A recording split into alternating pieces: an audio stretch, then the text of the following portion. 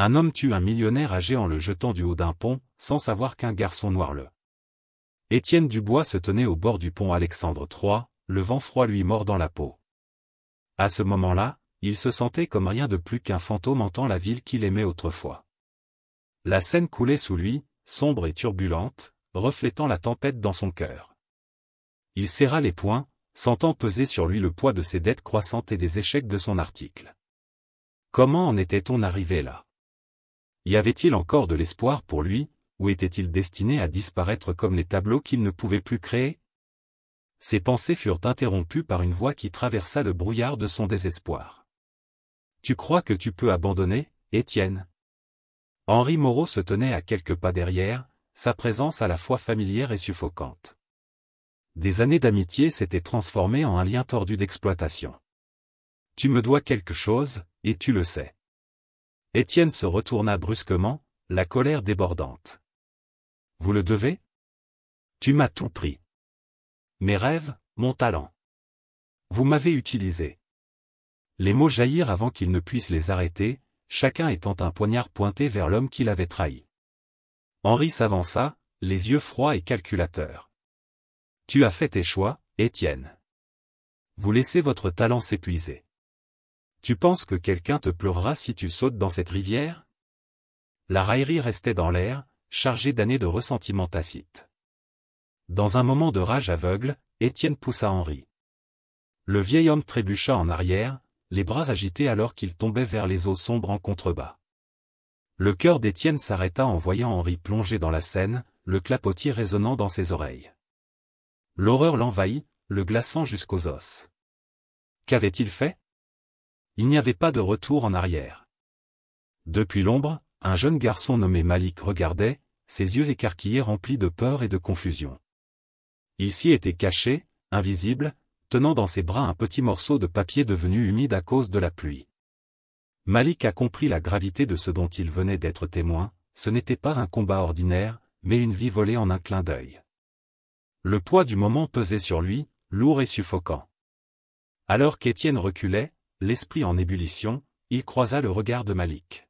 « Vous n'avez rien vu, n'est-ce pas » murmura-t-il, désespéré, la voix tremblante de culpabilité. Mais le silence de Malik en dit long. Il ressentait le poids d'un secret qui pourrait briser des vies. Le cœur de Malik s'emballa. Doit-il parler? Doit-il crier? Le monde autour de lui semblait surréaliste, comme s'il était entré dans un tableau où les couleurs saignaient et les lignes se brouillaient. Le visage d'Étienne se tordit d'angoisse et, pendant un bref instant, Malik vit un homme non seulement rempli de rage, mais aussi d'un profond chagrin, un homme qui avait tout perdu. « Pourquoi as-tu fait ça » Malik y parvint finalement, sa voix étant à peine un murmure, tremblante d'incertitude. Étienne détourna le regard, incapable de croiser le regard du garçon. « Je ne sais pas. » L'aveu resta en suspens, lourd de regrets. La Seine continue de couler, indifférente au chaos dont elle a été témoin. À ce moment-là, Étienne et Malik se trouvaient au bord du précipice du changement, ignorant que leur vie était désormais liée à jamais par un seul acte de désespoir. Les ombres de la culpabilité étaient grandes et tous deux comprirent, à leur manière, que le poids de ce qui s'était passé ne pourrait jamais être effacé. Étienne retourna à son atelier, la porte grinçant lorsqu'il entra. L'odeur familière de la peinture et de la térébenthine emplit l'air, mais elle lui semblait désormais étrangère. Son cœur s'emballa tandis que les souvenirs d'Henri envahissaient son esprit. Chaque pensée était comme un couteau tranchant, entaillant plus profondément son état déjà fragile. Il regarda autour de lui, mais tout semblait ennuyeux et sans vie, tout comme son esprit. Il s'approcha du chevalet, espérant trouver du réconfort dans son article. La toile vierge se tenait devant lui, se moquant de lui par son vide. Étienne ramassa un pinceau, la main tremblante. Il essayait de peindre, d'exprimer le chaos dans son cœur, mais chaque trait lui paraissait lourd de remords. Les couleurs qu'il aimait habituellement semblaient atténuées. Il laissa tomber la brosse avec frustration, sentant le poids de sa culpabilité s'installer sur ses épaules comme un linceul. Dans une autre partie de la ville, Malik arpentait les rues, son esprit s'emballant en pensant à cette nuit. Son cœur était lourd alors qu'il revoyait la scène dans sa tête, la poussée, la chute, l'éclaboussure. Il avait vu une vie se terminer, et le fardeau de cette connaissance lui pesait. Il avait envie de crier, d'en parler à quelqu'un, mais la peur le retenait. Que se passerait-il s'il parlait? Serait-il en danger? Serait-il blâmé? Malik trouva un coin tranquille dans le parc et s'assit sur un banc, essayant de faire le tri dans ses émotions. Il regardait les gens passer, riant et vivant leur vie, inconscient du sombre secret qu'ils portaient. Il ne se sentait pas à sa place parmi eux, comme une ombre dérivant dans la lumière. Il pensait à Étienne et à la colère qu'il avait consumée. Mais derrière cette colère, Malik voyait un homme brisé par ses choix, un homme qui avait tout perdu. Alors qu'il était assis là, Malik a commencé à comprendre quelque chose d'important. Il a pensé à l'art et aux histoires qu'il racontait. Il réalisa que la vérité pouvait être à la fois libératrice et emprisonnante. S'il révélait ce qu'il avait vu, il pourrait se libérer du fardeau, mais il pourrait aussi blesser les autres. Le poids de sa décision lui paraissait immense et il souhaitait pouvoir remonter le temps. De retour au studio, Étienne arpentait la pièce, l'esprit en ébullition. Il voulait échapper à la douleur, fuir les souvenirs d'Henri. Mais quelle que soit la vitesse à laquelle il se déplaçait, la culpabilité le suivait, une ombre qui ne voulait pas le quitter. Il pensa à son passé, aux rêves qu'il avait faits autrefois et à la façon dont ils s'étaient tous envolés. Les murs du studio semblaient se refermer sur lui et il avait le souffle coupé. Il s'assit par terre, regardant la toile vierge. C'était comme un miroir reflétant son âme vide et dénuée de couleur. Soudain, une pensée le frappa, il devait faire face à ce qu'il avait fait. Il ne pouvait pas se cacher éternellement. Le poids de sa culpabilité était trop lourd à supporter seul. Alors que le soleil se couchait dehors, projetant de longues ombres dans la pièce, Étienne ressentit une lueur de détermination. Il devait trouver un moyen de faire face à ses actes, de rechercher une forme de rédemption. Mais comment a-t-il pu faire ça? Aurait-il la force d'affronter Malik, le garçon qui avait tout vu? Les questions tourbillonnaient dans son esprit, le laissant plus perdu que jamais. À ce moment-là, Étienne et Malik se trouvaient à la croisée des chemins, chacun aux prises avec les ombres de la culpabilité qui les pesait. Ils étaient liés par un moment partagé, un sombre secret qui pourrait changer leur vie pour toujours. Et alors que la nuit tombait, la ville autour d'eux continuait de bouger, inconsciente de l'agitation qui couvait dans le cœur de deux âmes improbables.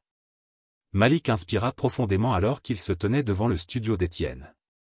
Il ressentait un mélange de peur et de détermination. Le secret qu'il détenait lui pesait lourdement et il savait qu'il devait affronter Étienne. Il ne s'agissait pas seulement de révéler ce qu'il avait vu, il s'agissait de rechercher une sorte de justice pour Henri. Le cœur de Malik s'emballa lorsqu'il frappa à la porte, le son résonnant dans la rue calme. Lorsqu'Étienne ouvrit la porte, ses yeux s'écarquillèrent de surprise. Il avait l'air fatigué et épuisé, comme si le poids de sa culpabilité l'avait vieilli. Malik hésita, voyant la douleur sur le visage du vieil homme. C'était la personne qui avait pris la vie, mais c'était aussi un homme qui semblait perdu et brisé.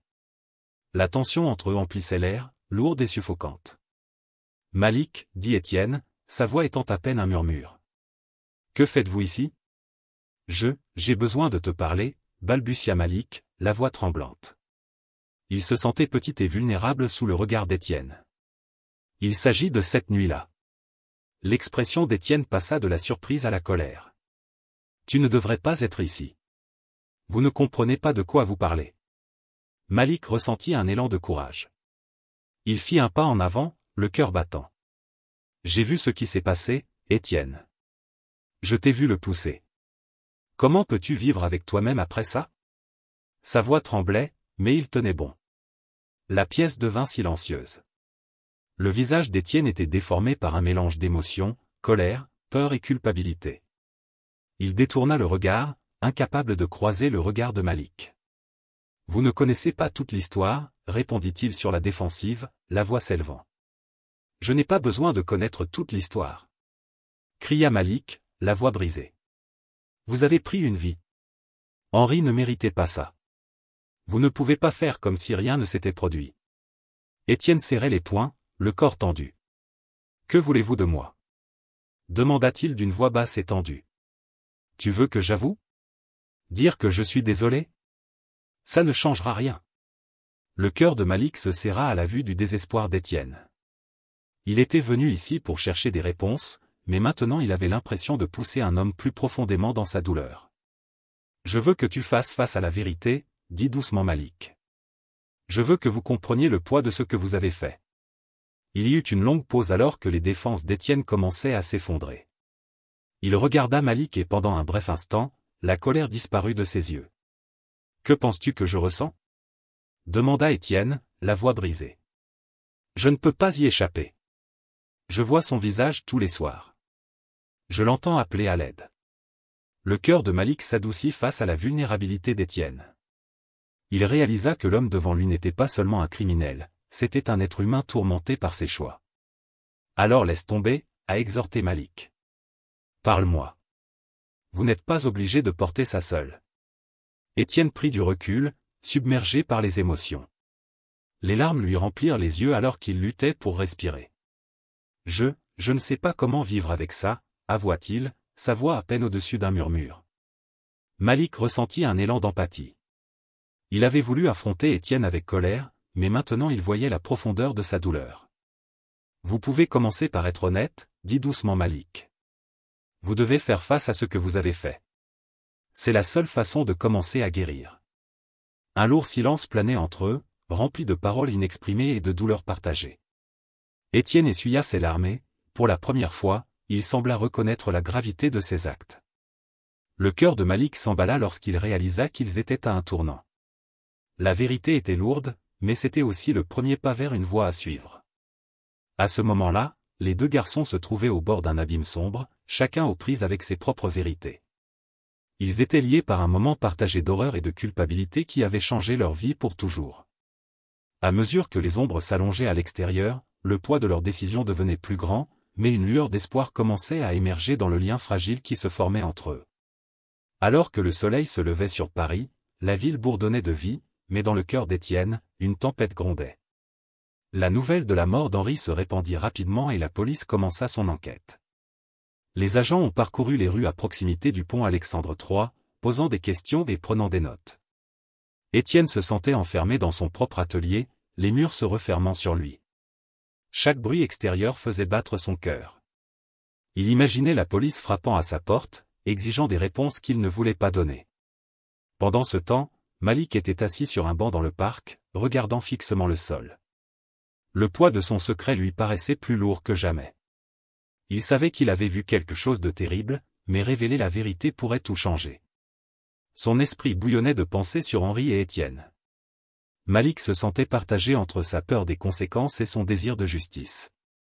Que arriverait-il à Étienne s'il prenait la parole? Est-ce que cela aurait même une importance? À mesure que la journée avançait, l'anxiété d'Étienne grandissait. Il ne pouvait pas peindre, ne pouvait penser à rien d'autre qu'au crime qu'il avait commis. L'image du visage d'Henri le hantait, apparaissant dans chaque ombre et dans chaque scintillement de lumière. Il essaya de s'en débarrasser, mais les souvenirs s'accrochaient à lui comme un épais brouillard. La culpabilité lui tordait l'estomac et il ne pouvait pas échapper à l'obscurité qui l'entourait. Malik a suivi l'enquête à distance. Il a vu des policiers interroger des gens, recueillir des informations et prendre des notes. À chaque passage, il sentait un nœud se serrer dans sa poitrine. Doit-il se manifester? Il s'imaginait raconter à la police tout ce qu'il avait vu, comment Étienne avait bousculé Henri. Cela pourrait rendre justice, mais cela pourrait aussi signifier qu'il perdrait tout. Après tout, ce n'était qu'un garçon, pris dans un réseau d'erreurs d'adultes. Ce soir-là, alors que les ombres s'étendaient sur la ville, Malik prit une décision. Il ne pouvait plus garder la vérité sous silence. La pensée de la douleur d'Henri, de la vie enlevée trop tôt, le poussait en avant. Malik savait que la vérité devait être dite, quel qu'en soit le prix.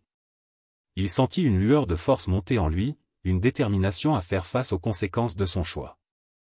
De retour dans son atelier, Étienne était assis seul, dans un silence assourdissant. Le poids de ses actes pesait sur lui comme une lourde encre. Il prit un pinceau, mais la toile resta vierge. Aucune couleur ne pouvait exprimer l'agitation qui l'habitait. Il se sentait comme un fantôme dans sa propre vie, perdu et rongé par le regret. Les souvenirs de cette nuit résonnaient dans son esprit, rappelant implacablement son échec. Alors que la nuit s'avançait, Malik se dirigea vers le commissariat. Chaque pas lui paraissait 1 kilomètre, mais il continuait. Il devait faire ça. Il lui fallait trouver un moyen d'honorer la mémoire d'Henri. La vérité n'était pas seulement une question de punition, il s'agissait de comprendre la profondeur de la perte et la responsabilité des actes. Malik entra dans la station, le cœur battant, prêt à affronter tout ce qui l'attendait. À ce moment-là, Étienne et Malik se trouvaient à la croisée des chemins, leur vie liée par le destin. Chacun avait un choix à faire, un choix qui déterminerait son chemin. Le poids de leur décision était lourd, mais une lueur d'espoir demeurait. La vérité pouvait être douloureuse, mais c'était aussi le premier pas vers la guérison. À mesure que la nuit s'installait sur Paris, les ombres s'approfondissaient, tout comme la promesse d'une nouvelle aube. La salle d'audience était remplie d'un silence tendu alors qu'Étienne Dubois se tenait devant le juge. L'air était chargé d'impatience et le poids du moment pesait sur lui. Il pouvait sentir les yeux des spectateurs le transpercer, chaque regard rappelant ses actions. Le cœur d'Étienne s'emballait et il avait du mal à garder son sang-froid. Les conséquences de son moment de colère étaient sur le point de se dévoiler. De l'autre côté de la pièce, Malik était assis tranquillement, les mains serrées sur ses genoux. Il ressentait un mélange de peur et de détermination. Aujourd'hui était le jour où il partagerait ce dont il avait été témoin. Le souvenir de cette nuit fatidique se reproduisait dans son esprit, et il savait que ses paroles porteraient une lourde vérité. Le moment qu'il avait gardé secret pendant si longtemps était enfin révélé. Alors que le procès commençait, le procureur s'est levé pour présenter l'affaire. Il s'exprime clairement, retraçant les événements qui ont conduit à la mort tragique d'Henri Moreau. Chaque mot était comme un couteau dans le cœur d'Étienne. Il a écouté le procureur décrire l'affrontement sur le pont Alexandre III, dressant un tableau de colère et de violence. Étienne avait envie de crier, de se défendre, mais il se sentait paralysé par la honte. Quand ce fut au tour de Malik de témoigner, le silence régnait dans la salle. Il se leva, ses jambes tremblant légèrement alors qu'il s'approchait de la tribune. Le juge le regarda gentiment, l'encourageant à parler. Malik inspira profondément, essayant de calmer ses nerfs. Il commença à raconter les événements de cette nuit, sa voix tremblante mais résolue. Pendant qu'il parlait, la salle d'audience était captivée par l'honnêteté brute de ses propos. Malik a décrit comment il avait vu Étienne et Henri se disputer avec passion. Il a parlé de la poussée, de la sensation que le temps s'était arrêté à ce moment-là. Les yeux de la salle d'audience étaient désormais tournés vers Étienne, et Malik pouvait voir la culpabilité gravée sur le visage de l'artiste. Malik ressentait un sentiment de pouvoir en partageant la vérité, mais aussi un poids sur ses épaules. Il révélait un douloureux secret qui allait tout changer. Les familles d'Henri se sont rassemblées dans la salle d'audience, leurs expressions étant un mélange de chagrin et de colère. Ils écoutaient attentivement, absorbant chaque détail. Malik pouvait ressentir leur douleur, et cela ne faisait que renforcer sa détermination. Il voulait qu'ils comprennent qu'il ne se contentait pas de révéler un crime, il exprimait une perte qui avait affecté de nombreuses vies. Alors que le procès se poursuivait, Étienne a été confronté à l'impact émotionnel de ses actes. Il a vu les visages de ceux qui aimaient Henri, et cela l'a brisé. Chaque témoignage dresse le portrait d'une vie écourtée, de rêves non réalisés. La prise de conscience qu'il avait causé ces souffrances pesait lourdement sur son cœur. Enfin, arriva le moment où le jury allait rendre son verdict. Étienne retenait son souffle, les mains tremblantes à ses côtés. Malik était assis dans une attente anxieuse, espérant que justice soit rendue mais craignant les conséquences possibles. La tension dans la salle était palpable lorsque le contremaître se leva pour lire la décision. Lorsque le verdict fut annoncé, Étienne eut l'impression que le sol s'était effondré sous lui. Il a été reconnu coupable et condamné à la prison. Les mots résonnaient dans son esprit, un rappel brutal de la vie qu'il avait brisée dans un moment de colère. Alors qu'on l'emmenait, il pouvait entendre les sanglots discrets de Malik, un mélange de soulagement et de chagrin. À ce moment-là, Étienne a compris le vrai sens de la responsabilité. Il devrait faire face à la réalité de sa culpabilité, de la douleur qu'il avait causée et de la vie qu'il lui avait enlevée. La salle d'audience était devenue un champ de bataille, non seulement pour la justice, mais aussi pour la guérison de blessures qui prendraient du temps à cicatriser. Alors qu'il s'éloignait, le poids de ses actes le suivait, rappel constant des ombres qui enveloppaient désormais sa vie.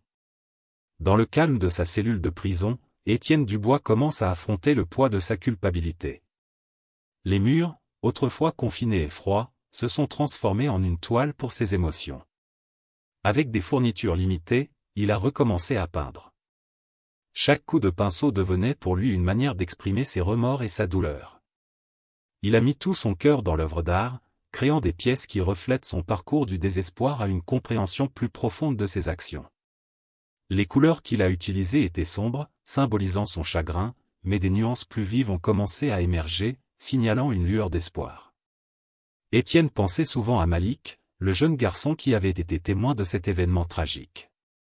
Il se souvenait du regard de Malik, un mélange de peur et de détermination. Le garçon avait été assez fort pour dire la vérité, et Étienne l'admirait pour cela. Dans son art, Étienne a voulu honorer le courage de Malik. Il a peint des scènes qui capturaient les ombres de cette nuit fatidique, mais aussi la possibilité de rédemption. Il espérait que Malik pourrait un jour voir ses œuvres et comprendre qu'Étienne cherchait à changer. Pendant ce temps, Malik ne chôme pas inspiré par la transformation d'Étienne, il poursuit son propre rêve de devenir peintre. Il a travaillé dur, saisissant chaque occasion d'apprendre et de grandir. Malik voulait utiliser son art pour raconter des histoires de vérité, de douleur et, finalement, d'espoir. Il a commencé à créer des pièces qui faisaient écho à ses expériences, y compris le poids du secret qu'il portait depuis si longtemps. Chaque tableau est devenu pour lui un moyen de traiter les émotions liées à cette nuit et l'impact qu'elle a eu sur sa vie. Au fil du temps, Malik se préparait pour sa première exposition d'art. L'événement a été pour lui l'occasion de partager son parcours et les leçons qu'il en a tirées. Il a inclus des œuvres représentant les ombres de la mort d'Henri, mais aussi des œuvres célébrant la vie et la résilience. Malik voulait que son art suscite des conversations sur la vérité et la justice, rappelant aux gens l'importance d'être honnête, même lorsque cela est difficile. Au milieu de leur voyage séparés, Étienne et Malik échangent des lettres. Étienne a écrit sur ses luttes en prison, ses tentatives pour trouver la paix grâce à l'art et sur la façon dont il apprenait à assumer la responsabilité de ses actes passés. Malik a répondu avec encouragement, partageant ses propres expériences et l'enthousiasme suscité par sa prochaine exposition. Leurs paroles les ont profondément liés, car tous deux étaient sur le chemin de la guérison et de la croissance. À travers leurs lettres, un lien s'est tissé entre eux. Étienne a trouvé du réconfort en sachant que Malik trouvait sa voie en tant qu'artiste, tandis que Malik a trouvé l'inspiration dans l'engagement d'Étienne envers le changement. Ils ont tous deux compris que l'art avait le pouvoir de guérir, de raconter des histoires et de combler le fossé entre leurs expériences. À l'approche de l'exposition de Malik, il ressentait un mélange d'excitation et de nervosité. Il souhaitait honorer la mémoire d'Henri tout en mettant en valeur le chemin qu'il avait parcouru depuis cette nuit noire. L'exposition ne concernait pas seulement l'art, c'était un hommage à la vérité, à la résilience et à la possibilité de rédemption. Le chapitre s'est terminé sur un sentiment d'espoir. Étienne et Malik, bien que séparés par des murs, étaient unis par leur art et leurs expériences communes. Ils travaillaient tous les deux pour un avenir meilleur, un coup de pinceau à la fois. Les ombres de leur passé ont peut-être persisté, mais la lumière de leur créativité et de leur courage a commencé à briller, les guidant sur le chemin de la rédemption. Étienne Dubois était assis dans la lumière matinale qui filtrait à travers la fenêtre grillagée de sa cellule de prison. L'air était frais et le calme lui offrait un moment de paix. Au fil des mois, il s'est transformé d'une manière qu'il n'aurait jamais cru possible. Il avait appris à affronter la douleur de son passé et à rechercher le pardon à travers son article. Chaque tableau qu'il a créé n'était pas seulement le reflet de sa culpabilité, c'était aussi un pas vers la guérison. En peignant, Étienne pensait souvent à Malik. Le jeune garçon avait été témoin du pire moment de sa vie, mais il avait choisi de dire la vérité. Étienne admirait le courage de Malik et voulait lui rendre hommage à travers son article. Il a peint des scènes vibrantes d'espoir, où les ombres dominaient autrefois son œuvre. Les couleurs vives symbolisaient non seulement son voyage mais aussi le potentiel d'un nouveau départ. Pendant ce temps, hors des murs de la prison, Malik faisait de grands progrès dans sa propre vie. Il était devenu un jeune artiste passionné, utilisant son talent pour défendre la justice. Sa prochaine exposition d'art a été un moment important pour lui. Il voulait partager ses expériences et rappeler aux autres l'importance de la vérité et de la résilience. Malik a mis tout son cœur dans chaque pièce, veillant à ce que l'héritage d'Henri Moreau ne soit pas oublié. À l'approche du jour de l'exposition, Malik ressentait un mélange d'excitation et d'anxiété.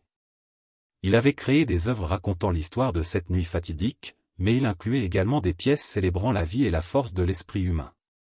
Il voulait que le public ressente le poids de son voyage tout en voyant la lumière qui vient après l'obscurité. Le jour de l'exposition, la galerie bouillonnait d'énergie. Les gens se sont rassemblés pour admirer les œuvres de Malik, chaque œuvre suscitant des conversations sur la vérité, l'art et les luttes des artistes. Malik ressentait un sentiment de fierté en voyant les autres se connecter à son travail. Il a parlé de ses expériences, partageant les leçons qu'il avait apprises et l'importance de l'honnêteté, même face à la peur. Dans un moment d'émotion, Malik se tenait devant un tableau représentant la scène, où tout avait changé. Il a expliqué comment la rivière représentait à la fois la perte et l'espoir. C'était là où les ténèbres menaçaient, mais aussi un endroit où lui et Étienne pouvaient trouver la guérison. Le public l'a écouté attentivement, captivé par ses paroles et l'émotion de sa voix. Pendant ce temps, dans sa cellule de prison, Étienne reçoit des nouvelles de l'exhibition de Malik. Il ressentit un élan de fierté pour le jeune homme. Étienne savait que Malik ne se contentait pas de partager son histoire, il construisait également un pont vers la compréhension et la compassion. Il aurait aimé pouvoir être là pour soutenir Malik, pour voir jusqu'où il était arrivé. Alors que le soleil commençait à se coucher, projetant une lueur dorée sur la scène, arriva le moment tant attendu par Étienne. Il a finalement été libéré de prison. Le cœur battant, il se dirigea vers la galerie où Malik présentait son article.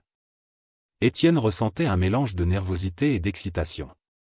Il avait tellement changé, et il espérait que Malik le verrait. Lorsqu'ils se sont finalement rencontrés devant la galerie, les émotions étaient bouleversantes. Tous deux avaient grandi à leur manière, façonnés par le passé mais tournés vers l'avenir. Ils se retrouvèrent ensemble au bord de la Seine, là où tout avait commencé. La rivière coulait doucement, symbolisant la guérison qu'ils recherchaient tous deux. À ce moment-là, ils ont compris que leur voyage était lié et qu'ils étaient prêts à embrasser ensemble une nouvelle aube. Partagez cette histoire si vous croyez que l'art peut guérir et transformer des vies.